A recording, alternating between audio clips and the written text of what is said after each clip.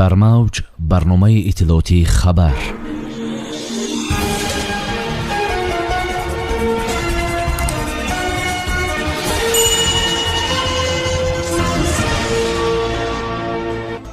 Президенти ҷумҳурии Тоҷикистон аз Ҳиндустон барои интиқоли 192 000 воя ваксина изҳори қаноатмандӣ карданд. Бонки миллӣ ба ширкати Тоҷик Эйр иҷозатномаи вижа дод. пирӯзии Шаҳбоз ва нокомии Устопириён натиҷаҳои мусобиқаи дзюдо дар Гурҷистон. Путин намегузорад ки Амрико бо Русия аз мавқеи зӯрӣ суҳбат кунад. эмгирии беш аз 100 миллион нафар дар Чин. шарҳи ин ва дигар хабарҳо бо шумо ҳастам. Юниса Атамуллоева. Салом.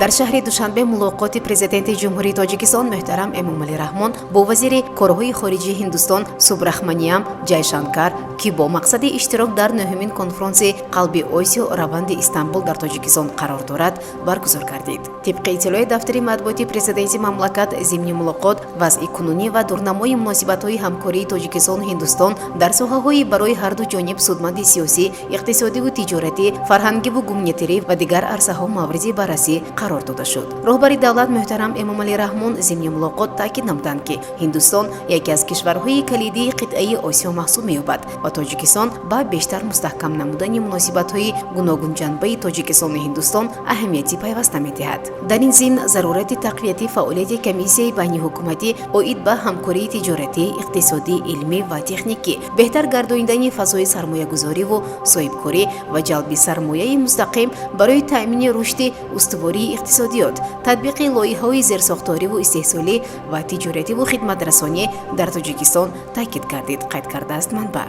ҳамчунин зимни мулоқот зарур дониста шуд, ки имкониятҳои фаровони ду кишвар дар соҳаи энергетика, бахши кишоварзӣ, нақлиёт, тиб пурратар истифода карда шаванд. манбаъ зикр кард, ки зимни суҳбат аз ҳамкорӣ дар доираи барномаи омӯзишии ҳамкориҳои иқтисодӣ, шӯрои муносибатҳои фарҳангии Ҳиндустон ва дар соҳаи тандурустӣ, аз ҷумла ҷиҳати интиқоли 192 000 воя ваксинаи зидди вируси COVID-19 тариқи механизми COVAX изҳори қаноатмандӣ карда шуд.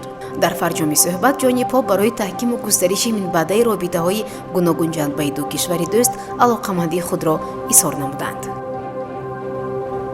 раёсати Бонки миллӣ қайд кардааст, ки ба ширкати Тоҷик Эйр барои анҷомдиҳии хизматрасонии махсус бо асъори хориҷӣ иҷозатнома барои 3 сол дода шуд. тибқи иттилои Бонки миллӣ, қарори раёсати Бонки миллии Тоҷикистон дар ин бора санаи 26 марти соли равон таҳти рақами 49 ба имзо расидааст. дар ин қарор гуфта шудааст, ки мутобиқи Қонуни Тоҷикистон дар бораи Бонки миллии Тоҷикистон ва Қонуни Ҷумҳурии Тоҷикистон дар бораи танзими асъор ва назорати асъор ба ҷамъияти саҳмии кушодаи Тоҷик Эйр ҷиҳати анҷомдиҳии хизматрасонии махсус бо асъори хориҷӣ ба муҳлати 3 сол иҷозатнома дода шуд. бояд гуфт, ки Тоҷик Эйр як ширкати давлатии ҳавонавардии Тоҷикистон буда. тибқи иттилои агентии авиатсияи гражданӣ, дар парки худ як ҳавопаймои коршоями Боинг 757-200 ва як ҳавопаймои Ан-28 дорад ва бақия ҳавопаймову чархболҳои ширкат дар таъмир мебошанд.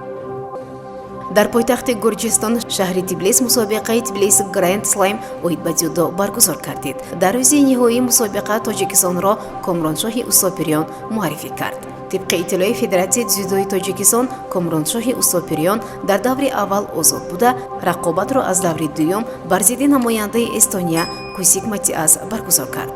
дар ин сабқат Комроншоҳ аз худ маҳорати баланд нишон дода, рақибро бо усули иппон мағлуб намуда ба даври сеюми мусобиқаи Тбилиси Grand Slam 2021 роҳ ёфт. вале мутаассифона Комроншоҳи Устопириён дар даври сеюм аз варзишгари кишвари Исроил Ли Кохман мағлуб шуда, аз идомаи сабқатҳо маҳрум шуд. ҳамзамон дар ин мусобиқаи сатҳи ҷаҳонӣ инчунин Шаҳбоз Саид Аброров дар вазни то 60 килограмм кишвари моро намояндагӣ кард. Шаҳбоз, ки дар даври аввал озод буд, дар даври дуюм бар варзишгари Ӯзбекистон Шарофиддин Лутфуллоев, дар даври сеюм бар намояндаи Юнон Савва Каракизиди ғалаба кард, вале дар чорякфинал аз намояндаи дигари Ӯзбекистон Комрон Нуриллоев мағлуб шуд.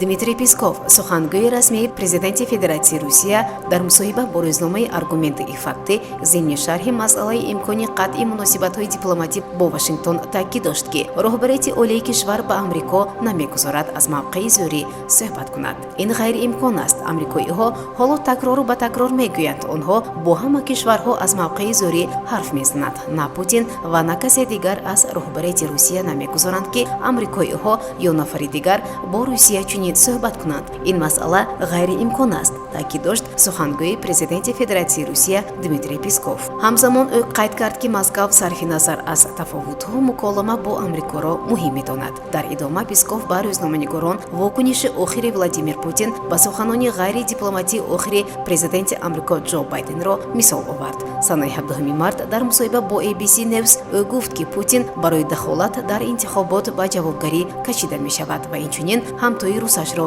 қотил номид. Путин дар посух ба Байден саломатии бардавом таманно кард ва қайд кард, ки баҳо додан ба одамони дигар ба монанди нигаристан ба оина аст. Илова бар ин, президенти Федератсияи Русия Байденро ба идомаи мубоҳиса даъват кард ва таъкид дошт, ки суҳбат бояд ҳарчи зудтар баргузор шавад, аммо аз ҷониби Амрико посухи ҷиддӣ дода нашуд. дар саросари Чин 102 миллиону 417 ҳазор нафар токунун бар зидди вируси корона ваксина шуданд. Комиссияи миллии беҳдошти Чин эълон кард, ки эмгузаронӣ дар кишвар бар асоси авлавиятбандӣ дар гурӯҳҳои калидӣ ва гурӯҳҳои пурхатар дар ҷараён аст. Гурӯҳҳои калидӣ ва пурхатар ба афроде гуфта мешавад, ки дар маҳалли кор дар маърази хатари зиёд бо вируси корона қарор доранд, иттилоъ додааст ИРНА.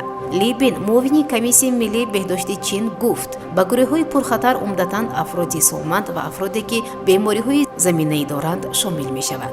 Мақомоти чинӣ афзуд, ки Комиссияи миллии беҳдошти Чин ба таври муназзам ҳарорати ваксинаҳоро дар фароянди захирасозӣ ва ҳамлу нақл назорат мекунад, то аз эминӣ ва асарбахшии онҳо итминон ҳосил кунад.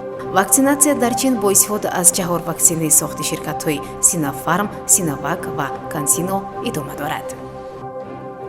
шунавандагони гиромӣ, инҷо мерасем ба фарҷоми барнома. Қабл аз интиҳои барнома шуморо бо вазъи обу ҳаво ва қурби асъор барои имрӯз санаи 31 марти соли 2021 шинос мекунем.